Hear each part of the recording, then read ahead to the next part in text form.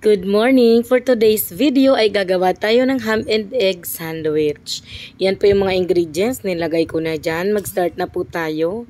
Ang una po natin gagawin ay batihin natin yung 2 itlog. At wala na po akong ibang ilalagay dyan kundi kaunting asin. Pwede ka rin pong maglagay ng ground black pepper kung gusto mo at kung may gusto ka pang ilagay or idagdag na pampalasa. Pero para sa akin okay na po yan. Wala na po akong ibang idadagdag bukod sa asin. Then, maglagay na tayo ng mantika sa kawali. Konti lang po. Yung sapat lang na maluto natin yung itlog. So, mas maganda naka-flatten yung egg doon sa kawali. Then, ilagay natin yung 2 bread. Pagtabihin lang natin. Kung medyo malaki-laki yung kawali mo, mas advantage. Yung akin po ay masikip dito sa kawali. Kaya, magkadikit na magkadikit yung ating bread. So, kaya medyo hindi ganun kaayos.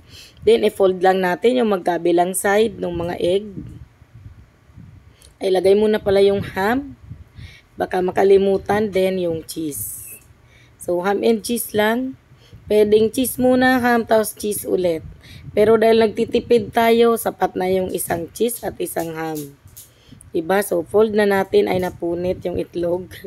So, mas maganda po gagawin nyo to sa non-stick pan. Medyo, yung pan natin.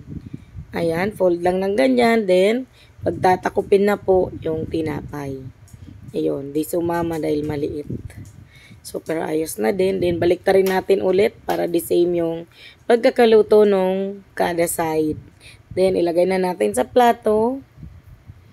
At i-slice natin. Diba? Laki ng bread natin. Isa lang po nito ay busog ka na talaga. So, i-slice na natin at ganito po yung itsura ng ating ham and egg sandwich. Diba? So, napakasarap. Pwedeng pang breakfast at pang merienda at pambaon ng mga kids nyo sa school. Ayun lang po. Thank you so much.